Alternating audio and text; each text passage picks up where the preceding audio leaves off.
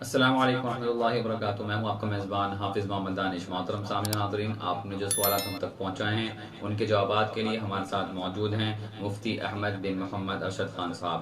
جی مفتی صاحب، ہدایت اللہ بھائی کا سوال ہے، کیا موجودہ حالت میں کوئی مرد گھر میں مثلاً اعتکاف کر سکتا ہے یا نہیں؟ بسم اللہ الرحمن الرحیم، الحمدللہ وحدہ والصلاة والسلام علی من لا نبی بعد، اما بعد۔ مرد کے مسنون اعتکاف کرنے کے لیے شرعی مسجد کا ہونا ضروری ہے، یعنی جس مسجد میں باقاعدہ امام اور مؤذن مقرر ہو، اس میں 5 وقت نماز جماعت کے ساتھ ہوتی ہو، اس میں جمعہ بھی ہو جاتا ہو، ایسی مسجد کا ہونا ضروری ہے۔ عام طور سے بلڈنگوں میں جو مصلے ہوتے ہیں ان پر مسجد شرعی کا حکم نہیں لگتا ہے، چونکہ اس میں جب چاہے نماز قائم کر سکتے ہیں اور جب چاہے بند بھی کر سکتے ہیں۔ اسی طرح اپنے گھر میں بھی چاہے ایک خاص کمرہ اعتکاف کے لیے مخصوص کر لیا جائے، تب بھی ایسی جگہ مرد کے لیے اعتکاف کرنا جائز نہیں ہے اور اعتکاف ہوگا ہی نہیں، بلکہ باقاعدہ مسجد میں مسنون اعتکاف کی نیت سے اعتکاف میں بیٹھنا ضروری ہے اور اعتکاف کے تمام تر شرائط کا، آداب اور مستحبات کی رعایت کو ملحوظ رکھنا ہے، تب جا کے اعتکاف ادا ہوگا۔ ہاں، عورت کے لیے چونکہ گھر میں ہی ایک کونا مخصوص کیا جا سکتا ہے، جو گھر کا حصہ یا کونا عورت نے اپنی نماز کے لیے مخصوص کر رکھا ہے، اس کونے میں عورت بہرحال اعتکاف کر سکتی ہے، مسجد میں عورت اعتکاف نہیں کرے گی۔ انہی صاحب کا دوسرا سوال ہے، میں نے منت مانی تھی کہ میرا فلاں کام ہو گیا تو میں 7 دن کا اعتکاف کروں گا، تو کیا رمضان کے آخر عشرے میں وہ اعتکاف کر سکتا ہوں یا نہیں؟ مذکورہ سوال کا جواب یہ ہے کہ اپنی منت جس مقصد کے لیے مانی تھی، جب وہ کام ہو گیا تو اب 7 دنوں کا اعتکاف کرنا ضروری ہے، اور اس کے لیے کوئی مخصوص دن اعتکاف کے طے نہیں کیے تھے، یعنی منت میں یہ طے نہیں کیا تھا کہ میں رمضان کے آخر عشرے میں 7 دن کا اعتکاف کروں گا، تو اب وہ جب بھی چاہے اعتکاف کر سکتا ہے۔ رمضان المبارک میں اگر موقع ہے آخر عشرے میں تو وہ 7 دن کا اعتکاف کر سکتا ہے، اس کی منت پوری ہو جائے گی۔ عبداللہ بھائی شاہین باغ سے معلوم کرتے ہیں، صدقہ فطر کن لوگوں پر واجب ہوتا ہے اور کن لوگوں کو دیا جا سکتا ہے؟ صدقہ فطر ان لوگوں پر واجب ہے جن پر زکوٰۃ فرض ہے، اور ان لوگوں پر بھی صدقہ فطر واجب ہے جن پر زکوٰۃ تو فرض نہیں ہے لیکن ان پر کسی کا قرضہ نہیں ہے، اور ضروری اسباب اور استعمال کی چیزوں سے زائد اور ایکسٹرا ان کے پاس اتنا سامان ہے جس کی قیمت 52.5 تولہ چاندی کی مالیت کے برابر ہے یا اس سے زیادہ ہے، تو پھر ایسے لوگوں پر بھی صدقہ فطر واجب ہوگا۔ صدقہ فطر میں اور زکوٰۃ میں بہت سارے لوگ یہ سوچتے ہیں کہ صدقہ فطر انہی لوگوں پر واجب ہے جن پر زکوٰۃ فرض ہے، حالانکہ ایسا نہیں ہے، بلکہ صدقہ فطر ان لوگوں پر بھی واجب ہے جن پر زکوٰۃ تو فرض نہیں ہے لیکن ان پر کسی کا قرضہ بھی نہیں ہے، ان کے پاس جو ضروری اسباب ہیں، اپنا سامان ہے اور استعمال کی چیزیں ہیں، ان سے علاوہ جو روزمرہ کے استعمال میں نہیں ہوتی، وہ ان کے پاس اتنا سامان ہو جائے جس کی مالیت وہ 52.5 تولہ چاندی یا اس سے زائد ہو، تو پھر اس شخص پر بھی صدقہ فطر واجب ہوگا۔ دوسرا ایک فرق یہ بھی ہے زکوٰۃ اور صدقہ فطر میں کہ صدقہ فطر کے واجب ہونے کے لیے سال گزرنا ضروری نہیں ہے، زکوٰۃ تو سال گزرنے کے بعد فرض ہوتی ہے، لیکن صدقہ فطر واجب ہونے کے لیے سال گزرنا ضروری نہیں ہے، بلکہ عید کے دن صبح صادق کے بعد سے لے کر عید کی نماز سے پہلے بھی کسی آدمی کے پاس اتنا سامان، اتنا پیسہ آ جائے جو 52.5 تولہ چاندی جس کی خریدی جا سکتی ہو، تو اس پر بھی صدقہ فطر واجب ہوگا۔ بہت سارے لوگ احتیاط کے طور پر عید کے دن سے پہلے ہی رمضان المبارک میں بھی اپنا صدقہ فطر ادا کر دیتے ہیں، وہ بھی ادا کر سکتے ہیں۔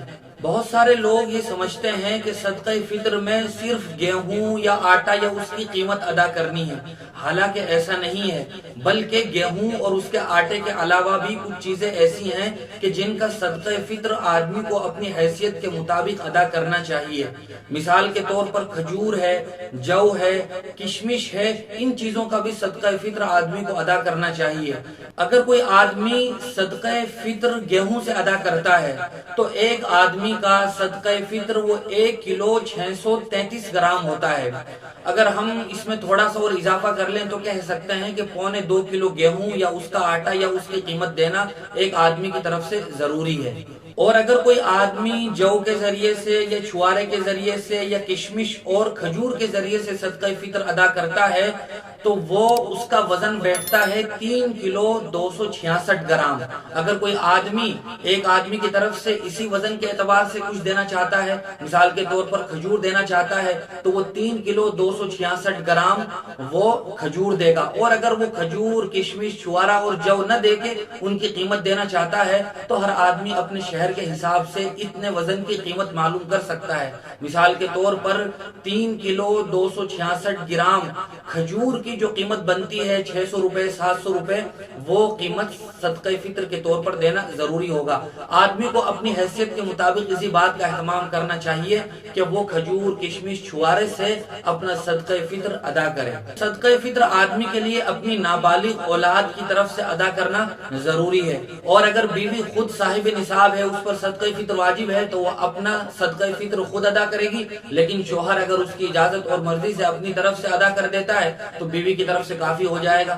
اسی طرح اگر کسی کے بالغ بچے ہیں، لڑکے ہیں اور وہ مالدار ہیں، خود صاحب نصاب ہیں، تو وہ اپنا صدقہ فطر خود ادا کریں گے، لیکن ان کی طرف سے بھی اگر ماں باپ میں سے کوئی صدقہ فطر ادا کر دیتا ہے تو صدقہ فطر ادا ہو جائے گا۔ اور صدقہ فطر انہی لوگوں کو دیا جا سکتا ہے جن کو زکوٰۃ دی جا سکتی ہے، زکوٰۃ کے جو مستحق ہیں انہی کو صدقہ فطر بھی دیا جا سکتا ہے۔ راشد بھائی کا سوال ہے، کیا روزے کی حالت میں ویکس، بام وغیرہ سونگھ سکتے ہیں یا نہیں؟ جی ہاں، روزے کی حالت میں ویکس یا بام وغیرہ سونگھ سکتے ہیں، اس سے روزے پر کوئی اثر نہیں پڑے گا۔ شاداب بھائی کا سوال ہے، تراویح کے دوران مجھ سے سجدہ تلاوت کرنا چھوٹ گیا تھا، تو کیا اب ان 2 رکعات کی قضا کرنی پڑے گی یا نہیں؟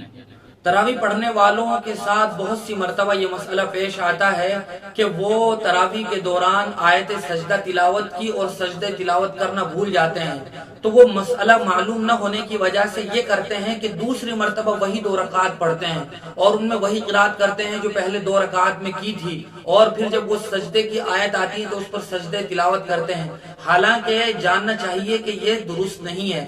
جب ایک مرتبہ نماز میں آیت سجدہ تلاوت کی تو اسی وقت سجدہ تلاوت کرنا ضروری ہے۔ ایسا ہو سکتا ہے کہ اسی آیت پر اگر کوئی بھول گیا تو وہ 1 آیت کے بعد، 2 آیت کے بعد 3 آیت تک وہ سجدہ تلاوت کر سکتا ہے، اور اگر تب بھی یاد نہ آیا، رکوع میں جا کر یاد آ گیا تو رکوع میں نیت کی جا سکتی ہے، وہ سجدہ تلاوت ادا ہو جائے گا۔ اور اگر اس وقت تک بھی یاد نہیں آیا تو جو وہ نماز کا سجدہ کرے گا اسی سے وہ سجدہ تلاوت ادا ہو جائے گا۔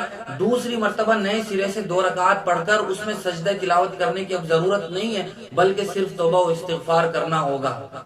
ایک صاحب کا سوال ہے، کیا داماد اپنے سسر کو زکوٰۃ دے سکتا ہے یا نہیں؟ جی ہاں، اگر کوئی داماد چاہے اور اس کا سسر وہ مستحق ہو، سید اور ہاشمی نہ ہو، تو سسر کو بھی زکوٰۃ دی جا سکتی ہے۔ شاہ رخ بھائی کوٹا سے معلوم کرتے ہیں، کیا تراویح میں ہر رکعت پر نیت کرنا ضروری ہے؟ تراویح میں چونکہ 20 رکعت پڑھی جاتی ہیں، لہٰذا ہر 2 رکعت پر نئے سرے سے نیت کے الفاظ کا دہرانا ضروری نہیں ہے۔ نیت دل کے ارادے کا نام ہے۔ تراویح شروع کرنے سے پہلے ہی آدمی ایک بار نیت کر لے کہ مجھے 20 رکعت تراویح پڑھنی ہے تو ایک ہی مرتبہ نیت کافی ہو جائے گی۔ اب ہر مرتبہ ہر 2 رکعت پر اتنی لمبی نیت کرنے کی ضرورت نہیں ہے۔ منی صاحب کا دوسرا سوال ہے، اگر کسی کی کچھ دنوں کی تراویح کی نماز چھوٹ جائے تو ان کی ادائیگی کا کیا طریقہ ہے؟ مذکورہ سوال کا جواب یہ ہے کہ تراویح کی نماز کا وہی وقت ہے جو عشاء کی نماز کا وقت ہے۔ اگر کسی آدمی نے عشاء کی نماز ادا کر لی تو عشاء کے فرض ادا کرنے کے بعد تراویح کا وقت وہ اسی دن صبح صادق تک ہے جتنا وقت عشاء کا ہے۔ اس دوران اگر کوئی آدمی تراویح کی نماز پڑھ لیتا ہے تو تراویح کی نماز ادا ہو جائے گی۔ اگر صبح صادق تک اسی رات کسی آدمی نے تراویح کی نماز نہیں پڑھی تو اب وہ قضا ہو گئی، اور نفل نماز کی یعنی تراویح کی قضا نہیں ہوتی ہے۔ قاری آفتاب صاحب معلوم کرتے ہیں، عزیر رام رکھنا کیسا ہے؟ عزیر ایک مشہور پیغمبر اور نبی کا نام ہے جن کا نام قرآن مجید میں بھی آیا ہے، وقالت الیہود عزیر ابن اللہ۔ یہودی حضرت عزیر کو اللہ کا بیٹا مانتے ہیں، نعوذ باللہ۔ عزیر کا معنی ہوتے ہیں تعاون کرنے والا، ہیلپ کرنے والا۔